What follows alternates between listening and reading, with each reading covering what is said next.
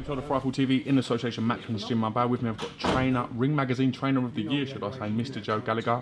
Firstly, I want to break down Liam Smith's defence today against Pummerling Radosevic. How do you assess the performance, sir? I thought it was a very clinical performance from Liam Smith, very composed, very professional, and he just went in there and made a big statement on the world stage. People will question the opponent, but he'd only lost to Felix Sturm out of his weight division. He had good wins over Giuseppe Lara, but Liam Smith, obviously a bit of an emotional day, weird day, obviously with the passing of Muhammad Ali passing away, and I think everyone was affected and touched by it.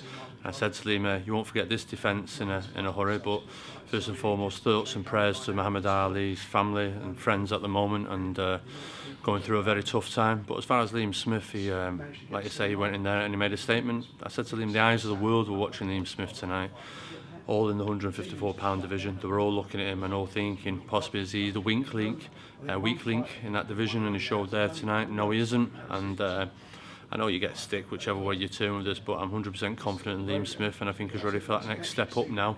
Miguel Cotto is the WBO #1. If he becomes mandatory for Liam, I'd take that in a heartbeat. There's the Charlos, and also Alvarez that's looking for a fight as well.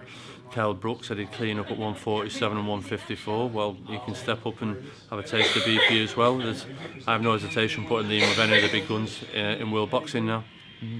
We saw obviously today Frank Warren saying that he feels Beefy needs and he's ready for these big fights now. If you had a preference as a trainer, what fight would you like to see Beefy? Miguel Cotto. Yeah, what's the reason for that, Joe? I think he's a very good fighter. He's huge profile. He's one of the superstars in world boxing, and he's after a title. And I think stylistically wise, it'd make a great fight. And I think that's a really good fight, Miguel Cotto and Liam Smith at 154. And I can't see no reason why that fight can't happen now that he's the WBO #1. And if he wants a belt, he just get BoxNation to phone Frank and let's get that fight made. Liam said an interesting point. The other three champions are trained by the same trainer, so if a unification clash was to take place, Liam would be really the obvious choice for that to happen. Yeah. Do you think there's any sort of movement on that? No, I think, in all honesty, I do feel Cotto, Alvarez, they're the two. They're the ones we're after, and they're the big names. And you know, James, if Liam pulled off the huge win, the huge scalp against Miguel Cotto, Liam Smith's arrived on the stage. And what a fight then, Liam Smith versus Canelo Alvarez. And I know Frank goes on about Tete being the African scouser, but Liam Smith, the old cliche, must be the Mexican scouser. He said it's been an interesting journey with the Smiths. How far and how good do you think Liam Smith can become as a champion? Well, he's a world champion now. I was talking to him last week and I said you're at that point now where you can go on to become a very world champion over the next 2 years. I think he's growing all the time, he's developing, he's 27 years of age. He's been around now, been over to America a few times, been involved in sparring camps for big fights like with Amir Khan last time out. And I think he's got a belief in his ability now, and I do feel he's a world champion that's going to grow as a very good world champion over the next 18 months, 2 years. Like just a little bit on Muhammad Ali, such as you said, you did touch on this a little bit at the start, such a sad moment for him and his family. Do you think we'll ever get another character like Muhammad Ali, Joe? No, I don't think as a person, the way that he transcended himself. I've seen a really good thing today, that he shook up the world, he did, and he did it for the better as well.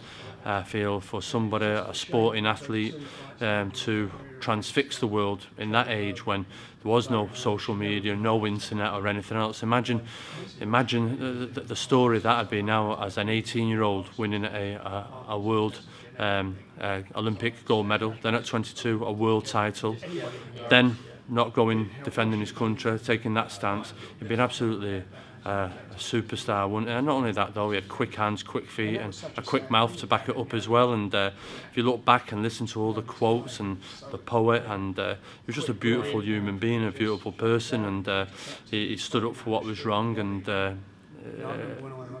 was right. He was just a fantastic person, and I think there aren't many heroes in the world now, and I think Muhammad Ali most probably was the last hero that we'll ever see in our time anyway.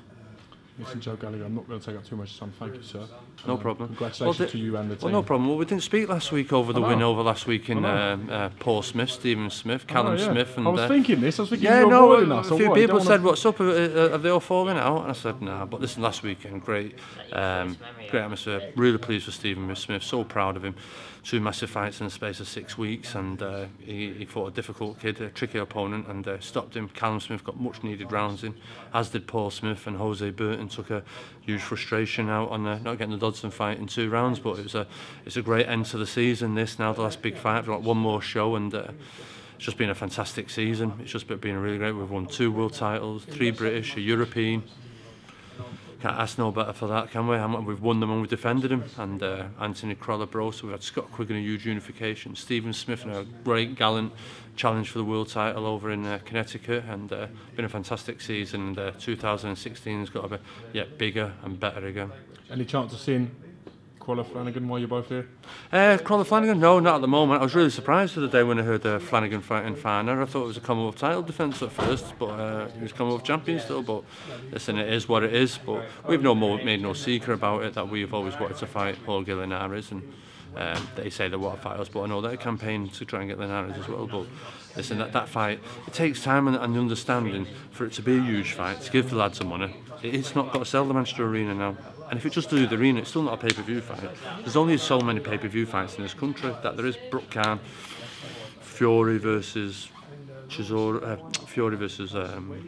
do you understand? Fury Wilder, Billy Joe Eubank too, most probably a pay-per-view.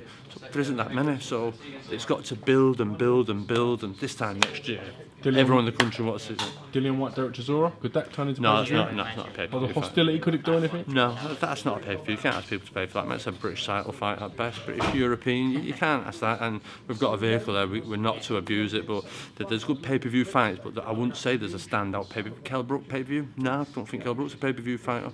He's become world champion, but a lot of people, and this is talking about him, have sort of like forgot about him. Does that make sense a little bit? He's got a huge fight with Vargas now. But would you say that's pay-per-view? No, I wouldn't. Do you see him beating Vargas and retaining his title? I think so, yeah. I think Kell's got to go on and clean up that 147 division. I don't think there's no one there to touch him, bar Mayweather. Okay, well listen, Joe, we're going to go catch Liam Beefy Smith before he disappears. Thanks for giving us some time. And just to clarify, there's no issue. No. Gallagher's gym. He's back. No problem. Yeah, no Great problem. Getting back on the channel. Thank you, mate. No problem. Have a good summer. Cheers, thank you, mate. Thank you, mate. Thank you, mate.